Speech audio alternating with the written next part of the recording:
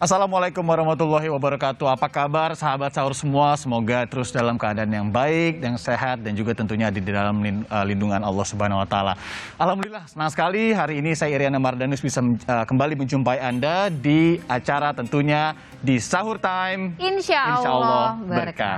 Yang buat saya senang juga hari ini saya tidak sendirian, saya kembali ditemani oleh Natasha Rizky. Aca, gimana? Halo, Sehat? Alhamdulillah. Gimana puasanya, lancar semua? Lancar insya Allah, tapi seperti biasa kan kalau cewek suka ada halangan ya.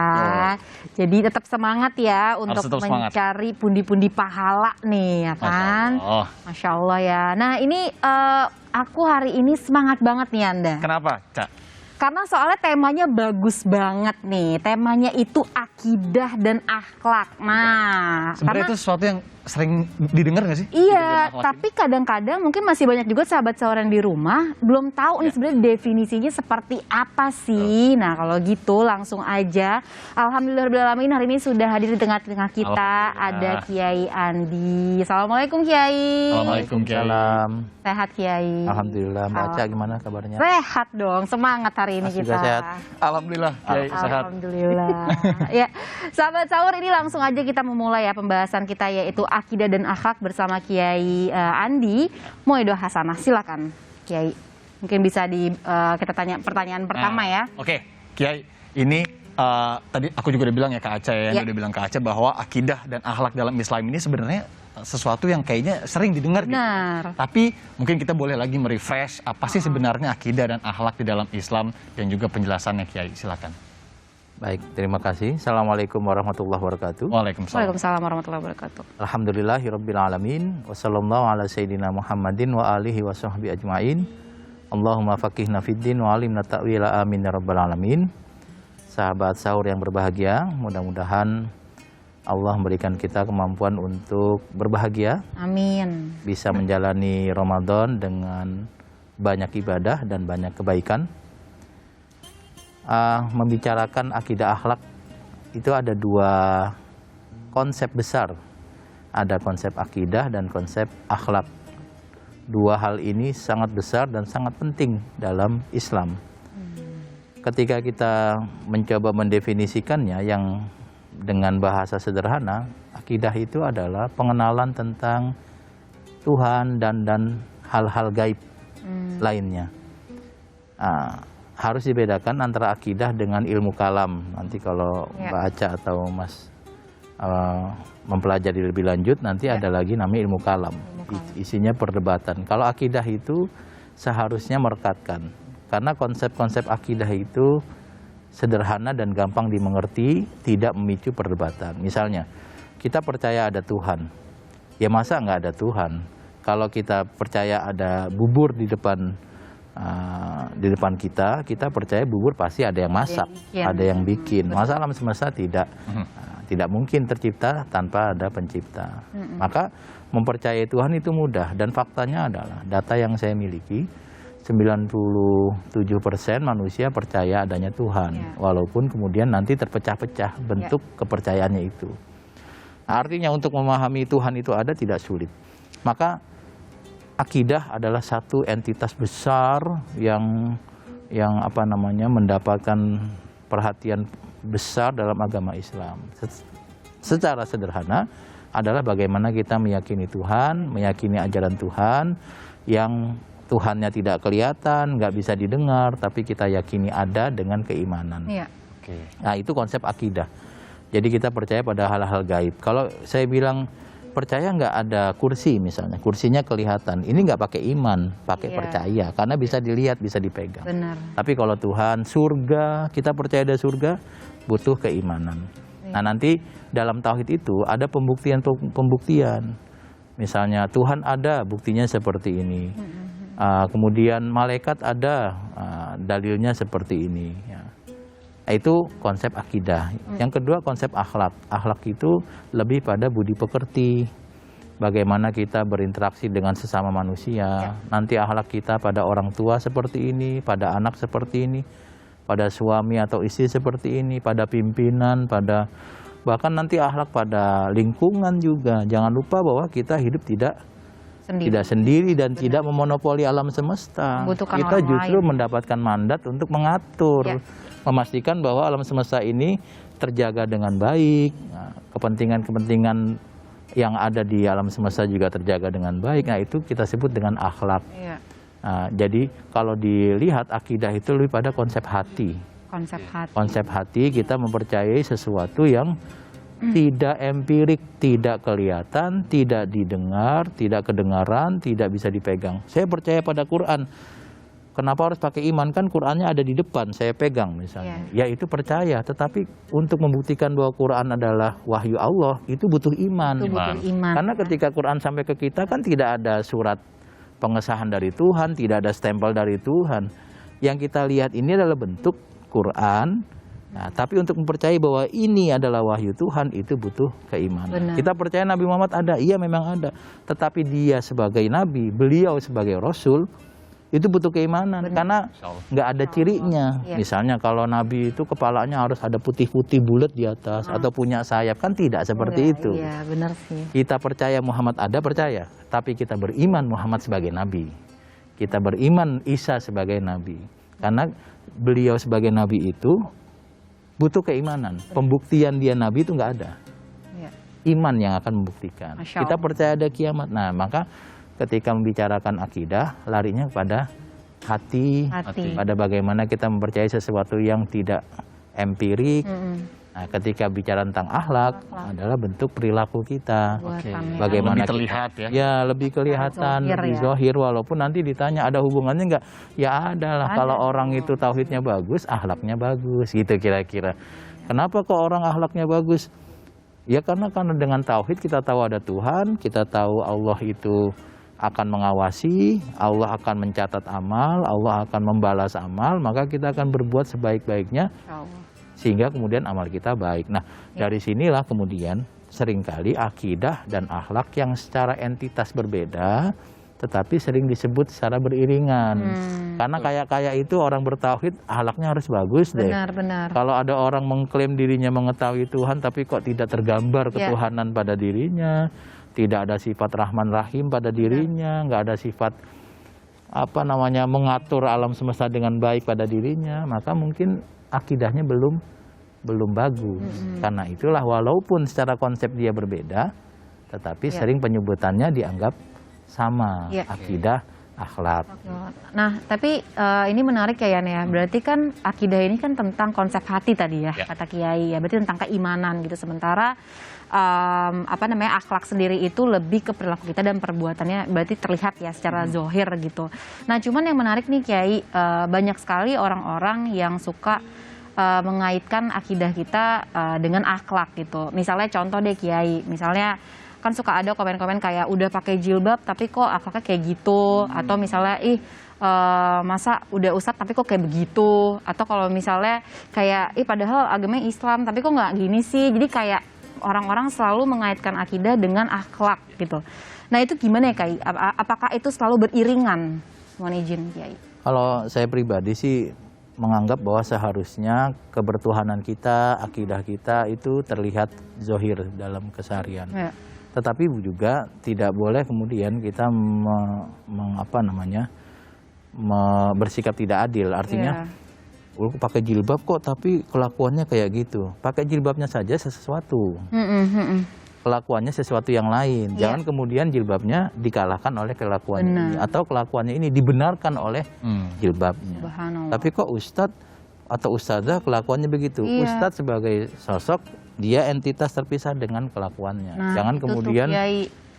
Jadi suka yang disalahkan tuh sosoknya, perannya, sama titelnya sama, suka disalahkan juga atributnya gitu, jilbabnya gitu. Padahal kan itu tadi balik lagi ya Kiai ya, itu lebih beda ya, jangan dikaitkan dengan. Hanya saja memang kalau perilaku kita itu berbeda dengan konsep keyakinan kita, nanti akan ada pertanyaan. Iya benar, itu pasti Kan sih. akidahnya lurus, tapi kok kelakuannya nggak lurus gitu. Harusnya kan relevan. Misalnya kalau kita makan, implikasinya kenyang. Ya.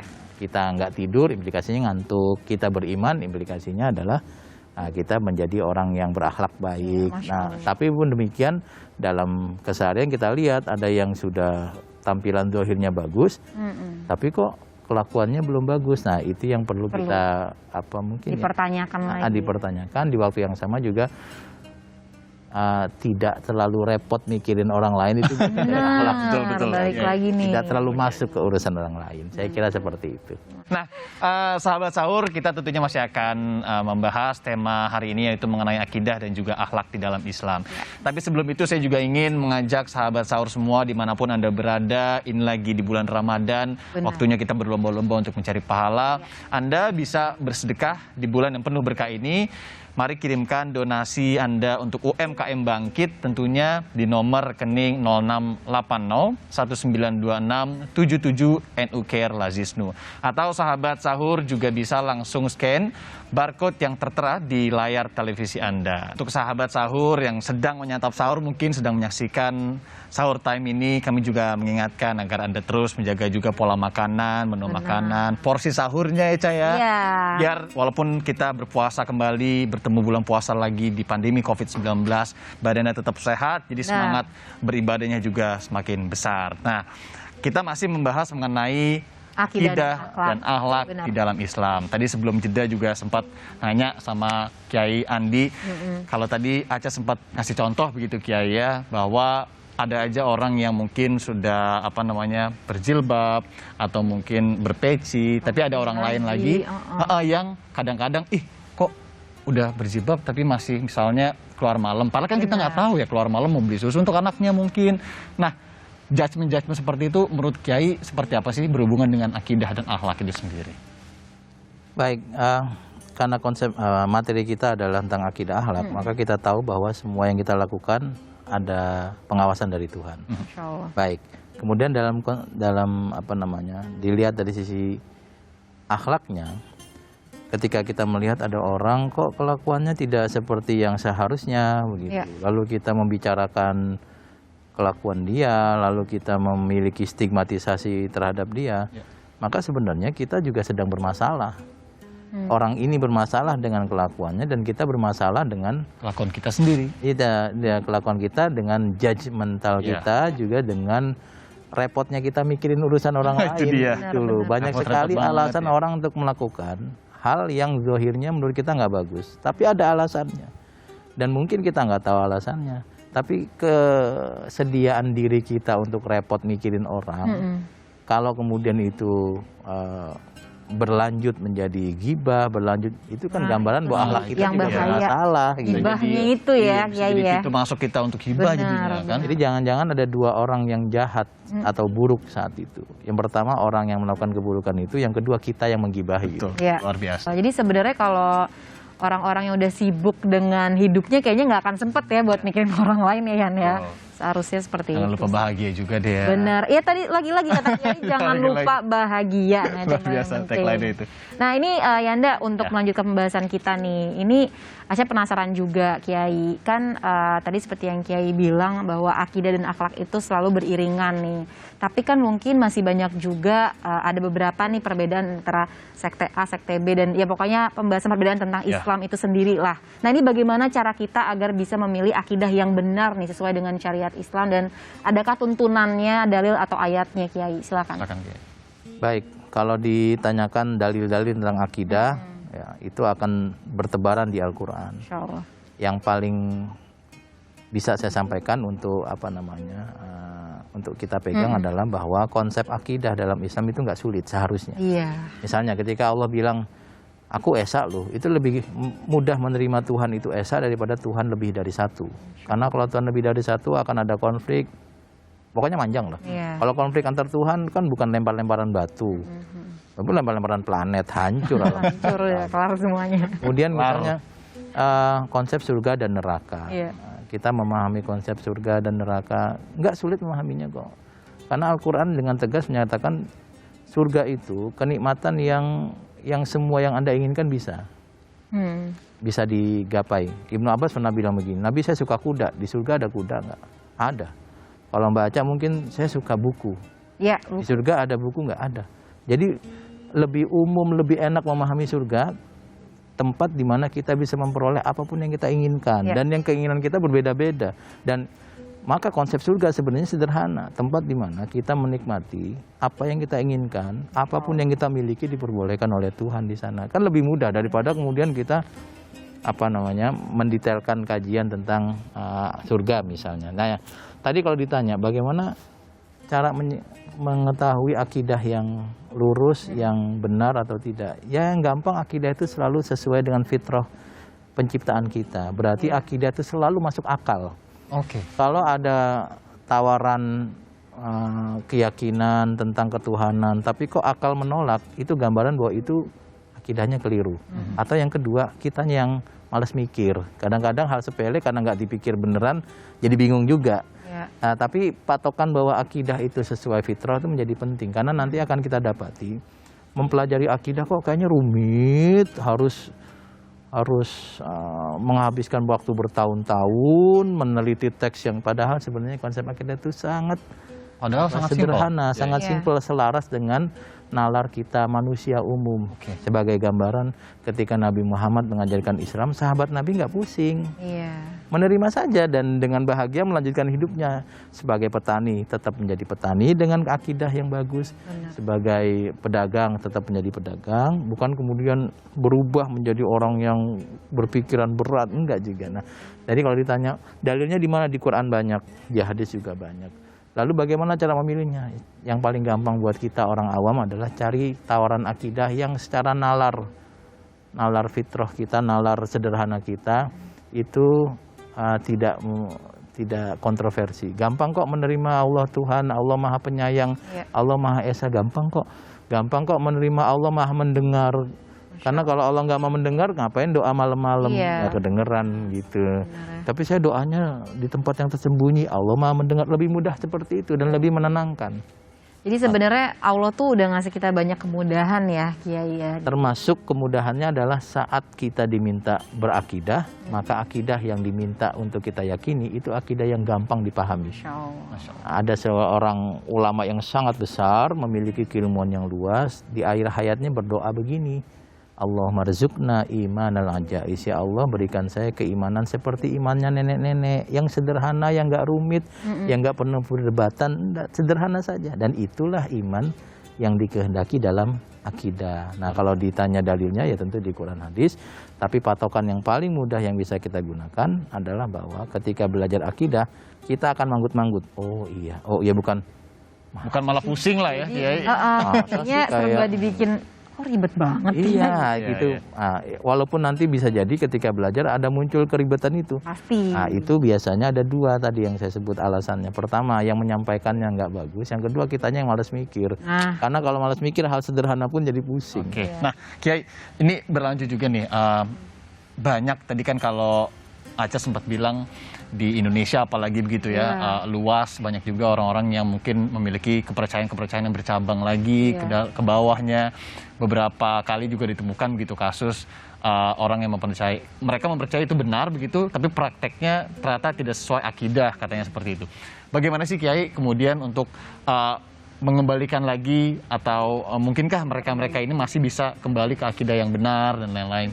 Baik, pertama, orang tidak berakidah dengan benar itu ada penjelasannya. Bisa jadi memang dia tidak punya kesempatan untuk belajar. Benar. Teman-teman yang hidupnya bukan di Indonesia, di negara-negara Eropa Timur, sulit untuk bisa mengakses kajian keislaman. Kalaupun sampai ke sana sudah distorsi. Jadi kalau orang itu salah, itu bisa jadi bukan karena dia memilih untuk salah, tapi memang dia tidak punya pilihan selain untuk menerima apa yang informasi yang salah itu yang dia. Atau dia tidak tahu dia salah, Kiai. Bisa jadi seperti jadi itu. Dia maka seharusnya ketika kita menyikapi adanya perdebatan masalah akidah, itu pilihan yang paling bagus adalah diskusi, dialog. Sehingga kita bisa dengar alasan dia memiliki keyakinan ini tuh apa, dalilnya mana. Ayo uji dalil yuk, lebih kuat mana. Kalau niat kita ikhlas karena Allah, pasti kita akan bilang, oh dalilnya lebih kuat ini kok, saya ikut aja. Nah, masalahnya yang menjadi panjang adalah ketika kemudian perbedaan itu disikapi bukan dengan dialog tapi pemaksaan. Nah, takutnya niatnya jadi beda ya Kiai ya. Jadi kayak menang-menangan nih, subhanallah. Nah,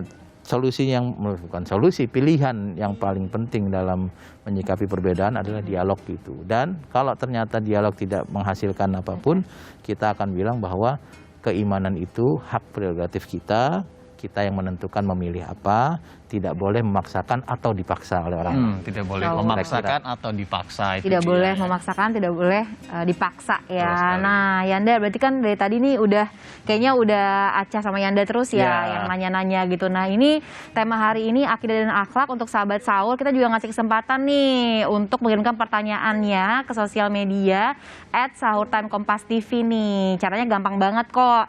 Nanti sahabat sahur juga bisa langsung aja detail ya kirim pertanyaannya karena akan dijawab langsung sama Kiai Andi. Sahabat sahur ini menarik ya, pembahasan kita masih tentang akidah dan akhlak. Kita langsung lanjutkan Mau'idul Hasanah dari Kiai Andi.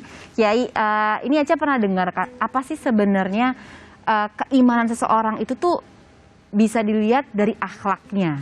Nah, terus ada juga yang bilang namanya tuh istilah mahmudah, mazmumah. Nah, itu seperti apa Kiai? Mohon izin. Baik, itu dalam bahasa Arab disebut sifat. Ada akhlak, sifatnya mahmudah, ada akhlak, sifatnya mazmumah. Supaya nggak ribet, diterjemahin aja. Akhlak terpuji dan akhlak buruk. Kan kalau gitu kan nggak sampai mikir, ngomong apa nih begitu. Tapi kalau terpuji sama buruk lebih gampang. Tapi kalau mau pakai bahasa Arab juga nggak apa-apa. Pada dasarnya sebenarnya memudahkan itu bagian dari akhlak juga. Jadi jangan sampai agama datang malah merepotkan kita untuk menghafal istilah-istilah berbahasa Arab. Nah, kalau ditanya apa itu akhlak mahmudah, akhlak terpuji. Patokannya apa? Patokannya adalah dia sesuai dengan ajaran agama. Lalu kemudian dikonfirmasi dengan nalar logika sederhana kita bahwa itu bagus. Misalnya senyum. Kalau ditanya dalilnya Quran atau hadis ada, baik enggak? Dalam nalar kita bilang senyum itu baik. Ternyata senyum lebih mudah dilakukan daripada cemberut, misalnya begitu. Bohong sama jujur. Agama menganjurkan kita jujur, tetapi tanpa agama pun kita tahu bahwa jujur itu baik. Jujur itu baik, jujur itu menyenangkan, jujur itu tidak repot. Sebab kalau orang bohong, agama melarang bohong, nalar sederhana kita juga menolak, merepotkan diri sendiri juga ya. Orang sekali bohong itu biasanya bisa berkelanjutan bohong. Misalnya Mbak nggak masuk kuliah waktu dulu. Kenapa? Padahal malas atau ketiduran, tapi bilang sakit. Maka itu bohong pertama. Ditanya lagi sakit apa, mau nggak mau dijawab. Mau bohong lagi. Sakit demam. Bener. Dirawat atau enggak dirawat. Itu 3 bohongnya. Itu aja terus. Jadi artinya bahwa akhlak mahmudah atau akhlak terpuji, patokannya adalah dia ada aturan agama. Yang mana aturan itu selaras dengan nalar sederhana kita. Insya Allah. Orang senyum, nggak usah tahu ajaran agama pun bilang senyum itu baik ya. Jujur, menolong orang, apalagi misalnya peduli, dermawan. Gitu. Jadi artinya akhlak mahmudah adalah akhlak yang terpuji. Untuk mengetahuinya ya tentu saja standarnya agama, tetapi standar agama tadi itu pasti selaras dengan nalar sederhana kita. Karena agama itu mudah dipahami, mudah juga dikerjakan atau diamalkan. Itu tentang akhlak mahmudah. Kebalikannya mazmumah, maka akhlak yang buruk. Patokannya tentu saja ada ayat atau hadis yang melarang, di waktu yang sama nalar kita pasti setuju kalau itu buruk. Memukul orang tanpa alasan, menyakiti kucing di jalan, mencuri, korupsi. Ada ayatnya, ada hadisnya, tetapi nalar sederhana kita juga bilang itu buruk. Itu buruk. Itu kira-kira itu namanya akhlak mazmumah atau akhlak buruk. Oke, ada pertanyaan juga nih terkait dengan ada nggak sih sebenarnya hukum atau dasar gitu ya dari akidah dan akhlak terhadap lingkungan sekitar. Nah, ini menarik bahwa kita sering memposisikan agama itu hubungan kita dengan Tuhan saja. Itu jadi sempit banget agama. Lalu ada yang mencoba melebar dikit hubungan kita dengan Allah dan dengan sesama manusia. Tapi sebenarnya kalau dalam pemahaman saya itu tidak berhenti di situ, tetapi juga pada lingkungan. Saya kasih gambaran gini, Mbak. Kalau saya kan basisnya pesantren. Puluhan tahun di pesantren, belajar dan ngajar di pesantren. Itu ada buku yang hampir semua pesantren di Jawa membacanya. Baca. Namanya buku Takrib atau Fathul Qorib. Itu di situ ada etika buang air besar. Oke. Etika buang air besar. Itu ada kata-kata wafis sakbi, di lubang tanah. Jadi etika kita buang air besar, ini konsepnya masih dulu ya, bukan Iya. sekarang yang ada toilet ya. Bukan sekarang. Itu katanya kalau kita buang air besar atau kecil, hindarilah lubang yang ada di tanah. Lalu dijelaskan kenapa dilarang, karena bisa jadi di situ ada hewan kecil, ada semut-semut, ada kita nggak tahu binatang apa, lalu tiba-tiba tertumpah itu, tertumpah kotoran kita, nanti mereka bisa ya jadi nggak nyaman atau malah mati. Atau di situ ada hewan yang besar, ada ular dan seterusnya, kita yang bahaya. Kita yang bahaya betul. Tapi yang menarik itu ada kata-kata wafis sakbi, hindarilah buang air atau besar atau kecil di lubang tanah, karena kita menjaga hak binatang kecil di situ. Lalu pertanyaannya, apakah binatang juga dijaga haknya? Nah, ada sebuah hadis yang menarik, riwayat sahabat Syarid kalau nggak salah ya. Itu nanti di akhirat itu Allah membuka kemungkinan burung usfur, itu burung kecil, burung emprit yang apa namanya menggugat manusia yang menangkap dia lalu dimain-mainkan. Subhanallah. Hadisnya menyatakan bahwa burung itu protes karena seharusnya dia ditangkap lalu kemudian dipotong dan dimakan, bukan ditangkap lalu dipermainkan sampai mati. Jadi artinya akhlak itu tidak sebatas kita dengan Tuhan atau kita dengan manusia, tapi juga dengan alam semesta. Menarik sekali ya, menarik sekali. Tadi Kiai juga membahas mengenai misalnya yang bom gitu, orang tadi sama semut aja, etika buang air besar aja seperti itu gitu. Ini gimana Allah, kita sama manusia lain gitu kan. Tapi jangan kemudian kita berlebihan juga, wah kalau gitu kita nggak boleh bunuh semut. Agama membolehkan membunuh binatang dengan syarat binatang itu membahayakan kita. Atau kita butuh pada binatang itu. Nah, syarat ketiganya yang nggak kalah penting, dengan cara yang baik. Tidak boleh disiksa, tidak boleh, pokoknya dengan cara yang baik. Itu ada hadisnya. Wa idza dzabhtum fa ahsinu dzibhata. Kalau menyembelih pun harus disembelih dengan baik. Artinya bukan berarti kita nggak boleh potong pohon, tetap boleh. Tapi habis potong tanemin lagi. Bukan kita nggak boleh motong hewan, ya boleh karena kita perlu dagingnya. Atau membunuh ular atau semut boleh. Tetapi lakukanlah dengan cara yang baik. Kita kan bisa membunuh semut dengan cara yang cepat mati, bukan kemudian disiksa. Atau ular pun bisa kita, kalau memang harus dibunuh ya. Tapi artinya agama membuka peluang kita untuk memotong pohon, mengeksploitasi alam, tetapi agama menghendaki adanya perbaikan setelah itu. Hutan yang kita butuhkan kayunya ditanami lagi, karena nanti bisa kita ambil lagi. Nah itu agama ada, merekam itu, mengajarkan kita itu, sehingga kalau dibilang akhlak itu hanya kepada Allah atau pada manusia, itu nggak utuh, harus pada alam semesta. Semuanya ya, alam semesta ya. Jadi Masya Allah ya Kiai, jadi kayak tadi Kiai bilang benar-benar sampai adab kita buang air besar, semuanya itu udah ada gitu ya semuanya. Jadi kayaknya Allah benar-benar mempermudah kita gitu. Tapi saya khawatir yang di highlight buang air besar. Jangan dong Kiai. Binatangnya. Menjaga hak-haknya ya. Maksudnya adab itu. Iya, semua yang kita lakukan tuh semuanya ada gitu adabnya gitu. Jadi bahwa zaman dulu itu contohnya sangat sederhana. Nah, beda kalau sekarang mungkin lebih bermacam-macam lagi. Bermacam-macam ya. Ya sahabat sahur jangan fokus kepada buang air besarnya ya. Tapi lebih kepada bagaimana Islam memberikan kita kemudahan dan penjagaan gitu ya dengan alam pada alam. Gimana juga berinteraksi, itu juga menggambarkan akidah dan akhlak tadi ya. Ke lingkungan aja udah begitu, gimana kita harus sesama manusia dan apalagi ke Allah Subhanahu wa taala. Nah, pertanyaan lagi nih Kiai. Hukumnya untuk orang yang rajin beribadah, Kiai, ya kan, rajin puasa juga, mungkin rajin sedekah, tapi tidak memiliki akhlak yang baik, gitu. Nah, ke sesama orang lain begitu.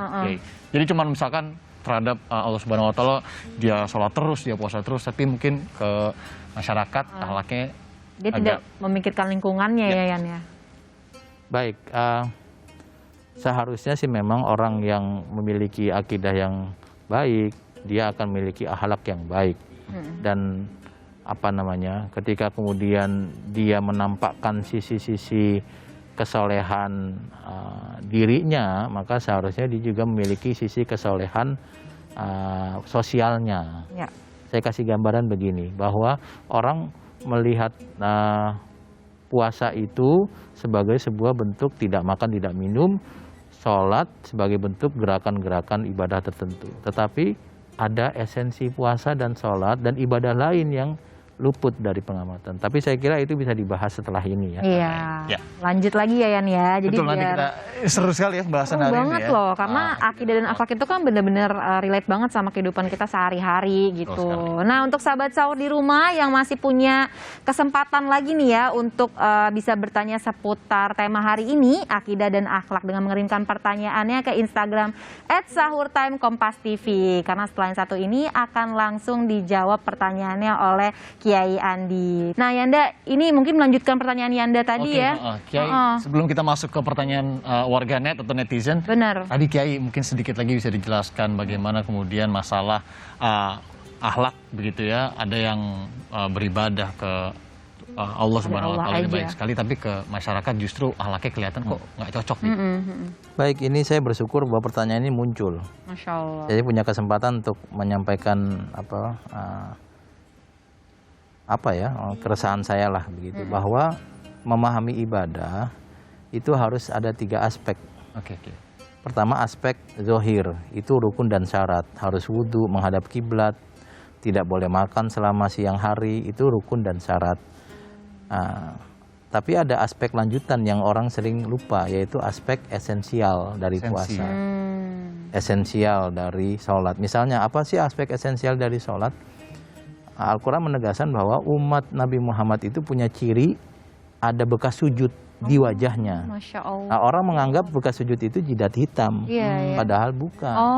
Bekas sujud itu adalah dijelaskan dalam Al-Quran, inna sholata tanha anil fahsya iwal munkar, bahwa orang yang sholat itu perbuatan dan mulutnya itu tidak keji, tidak mencibir, tidak menghina, nyinyir. Nah, dia lupa bahwa sholat itu tanha anil fahsya iwal munkar. Itu esensi sholat adalah kita tidak melakukan perbuatan yang keji dan mungkar dan tidak mengatakan perkataan yang keji dan mungkar. Kalau puasa apa esensinya? Kalau puasa esensinya adalah dalam sebuah hadis nyatakan malam yada qaula zur wala amala bihi falaisa lillahi hajah fi ayyada atau ama wa syaraba. Siapa yang ketika puasa tapi mulutnya tidak dijaga dari perkataan zur, dirinya tidak dijaga dari perbuatan zur. Apa itu zur? Maksiat dan keburukan.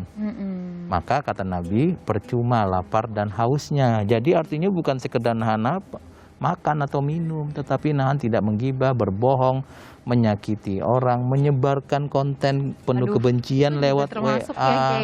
Iya, itu adalah bentuk-bentuk zur. Zaman sekarang. Nah, artinya esensi puasa tidak hanya lapar, tetapi menahan diri dari perkataan dan perbuatan zur. Nah, kalau puasa dohir, gugur kewajibannya, tapi belum tentu bernilai pahala. Puasa yang esensial ini yang kemudian berpahala. Artinya selama kita berpuasa ya kita tidak menjaga kita menjaga mulut, perbuatan, termasuk di media sosial. Nah, lalu tujuannya apa? Nah, kan tadi 3 aspek zohir, aspek esensial, dan aspek tujuan. Aspek tujuan dari puasa la'allakum tattaqun, supaya kalian bertakwa. Nah, kalau di dalam bahasa Arab itu tattaqun itu fi'il mudhari, artinya present and future tense. Jadi bertakwa saat bulan Ramadan dan bertakwa setelah bulan Ramadan. Jadi harusnya ketakwaannya berlanjut. Ketakwaan itu bukan hanya tidak makan, tetapi juga menjaga mulut dan jempol dari lisan, menjaga perbuatan. Yang paling gampang kan sekarang dengan tadi ya jempol kita menyebarkan konten-konten kebencian, kemarahan dan seterusnya. Itu juga kita jaga diri kita. Itu dia sahabat sahur, jaga jempolnya nih bulan puasa nih. Jangan nge-share hoax atau yang aneh-aneh lah ya. Sama jangan komen-komen sembarangan ya. Itu juga serem loh ya. Tadi yang seperti dikatakan Kiai ya. Jadi bukan hanya menahan lapar dan haus aja, tapi juga menahan semuanya nih perbuatan-perbuatan buruk kita ya. Masya Allah. Nah, Kiai, berarti kan kayaknya gini nih, orang-orang tuh kayaknya ribet banget untuk pengen tahu sebenarnya kita harus ngelakuin kebaikan apa sih. Padahal kan kayaknya banyak ya kebaikan yang bisa kita lakukan. Nah, sebenarnya standar kebaikan itu seperti apa sih, Kiai? Baik, saya akan menyampaikan hadis Nabi yang menurut saya relevan untuk kita jadikan standar. Antuhibba li akhik ma tuhibbu li nafsik. Engkau melakukan sesuatu yang engkau ingin orang lain melakukannya kepadamu. Jadi misalnya kita nggak pengen dibohongin, maka akhlak baik adalah kita jangan membohongi. Karena kita nggak pengen dibohongin. Kita nggak pengen dihina, jangan menghina. Kita nggak pengen dipukul, jangan memukul. Kita nggak pengen dicuri, jangan mencuri. Kita nggak pengen dana kita dikorupsi, jangan mengkorupsi, dan seterusnya dan seterusnya. Jadi antuhibba li akhik ma tuhibbu li nafsik. Engkau melakukan sesuatu yang engkau sendiri pengen orang lain melakukan hal itu padamu. Masya Allah. Kalau engkau nggak pengen digituin, maka engkau jangan gituin orang. Nah itu standar yang mudah ketika membahas akhlak baik dan akhlak buruk. Kalau kita nggak pengen dipukul, jangan mukul. Kalau kita nggak pengen dinyinyirin, jangan nyinyirin. Kalau kita nggak pengen diomongin kejelekannya, jangan ngomongin kejelekan orang. Kalau kita nggak pengen difitnah, jangan fitnah orang. Standarnya aja lah ya. Simpel sebenarnya ya. Kalau pengen dibikin orang ya udah baik juga lah dengan orang ya. Masya Allah. Oke, ada pertanyaan apa Cak mungkin dari warganet?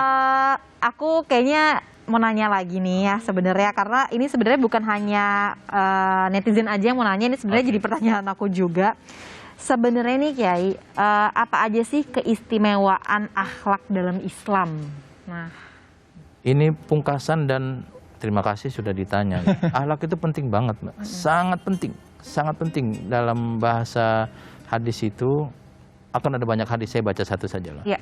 Ada orang yang memiliki akhlak yang baik dan dia mendapatkan kemuliaan sebagaimana orang yang tiap malam ibadah dan tiap hari puasa. Masya Allah. Jadi pahala yang kita peroleh dengan akhlak kita, dengan kebaikan kita, senyum kita, dengan kejujuran kita, itu bisa jadi sama atau mungkin lebih berat timbangan pahalanya daripada orang yang sholat tiap malam, sholat sunnah ya, dan puasa tiap hari.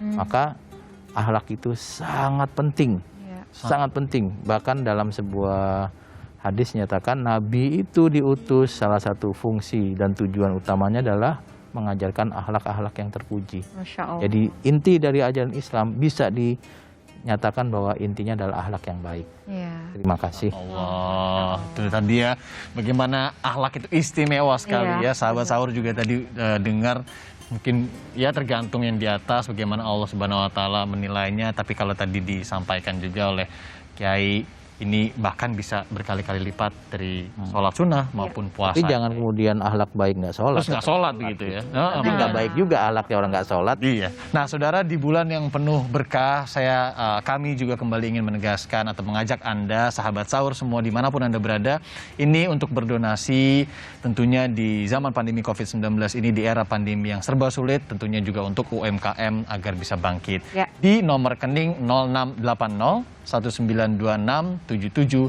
NU Care Lazisnu, atau sahabat sahur ini juga bisa langsung scan barcode yang tertera di layar kaca televisi Anda. Alhamdulillah Aca, Kiai, kita sudah sampai di ujung acara. Terima kasih banyak tentunya kepada Kiai Andi Rahman, Kiai Andi atas ilmunya hari ini. Ilmunya hari ini luar biasa. Kemudian juga sudah menemani Aca di pagi hari ini. Dan untuk sahabat sahur kita kembali mengingatkan ya, selamat menunaikan ibadah puasa ya. Betul sekali ya. Dan kita sudah sampai di akhir acara. Sekali lagi kami mengucapkan terima kasih. Selamat berpuasa dan terus tetap di Kompas TV, independen terpercaya. Kita tutup sahur time hari ini dengan doa penutup dari Kiai Andi. Silakan Kiai. Ya. Baik. Bismillahirrahmanirrahim. Alhamdulillahirabbil Wassallallahu ala sayyidina Muhammadin wa alihi wa sahbihi ajmain. Ya Allah, jika ada di antara kami yang memiliki dosa, dan pasti kami memiliki dosa, maka ampunilah dosa kami. Jika ada di antara kami yang memiliki aib, maka tutupilah aib tersebut dan berikan kami kemampuan untuk memperbaikinya. Jika ada di antara kami yang memiliki hutang, berikanlah kami kemampuan untuk melunasi hutang tersebut. Jika ada di antara kami yang sakit, berikanlah kesembuhan dan kesabaran kepada kami selama menjalani sakit tersebut. Jika ada di antara kami yang memiliki hajat, maka kami mohon, kami tengadahkan tangan kami Kami minta supaya Engkau berikan hajat tersebut dan jadikan keinginan kami adalah wasilah kami untuk menjadi hamba-Mu yang baik, hamba-Mu yang bisa membawa kebaikan. Dan kami minta supaya dipermudah untuk bisa memperoleh hajat tersebut. Ya Allah, jadikanlah kami hamba-Mu yang bisa mengenal-Mu dengan baik, bisa menjalankan perintah-perintah-Mu dengan baik, dan bisa berakhlak dengan baik, bisa menjadi gambaran dari ajaran Islam yang rahmatan lil alamin, yang memiliki akhlak yang terpuji. Ya Allah, selalu bimbing kami untuk bisa berakhlak baik. Ya Allah, bimbing juga keluarga kami, anak keturunan kami, supaya bisa bertauhid dengan tauhid yang benar dan bisa berakhlak dengan akhlak yang mahmudah. Rabbana atina fid dunya hasanah wa fil akhirati hasanah wa qina adzabannar. Wa sallallahu ala sayyidina Muhammadin wa alihi wa sahbihi ajmain. Subhana rabbika rabbil izzati amma yasifun wa salamun alal mursalin walhamdulillahi rabbil alamin.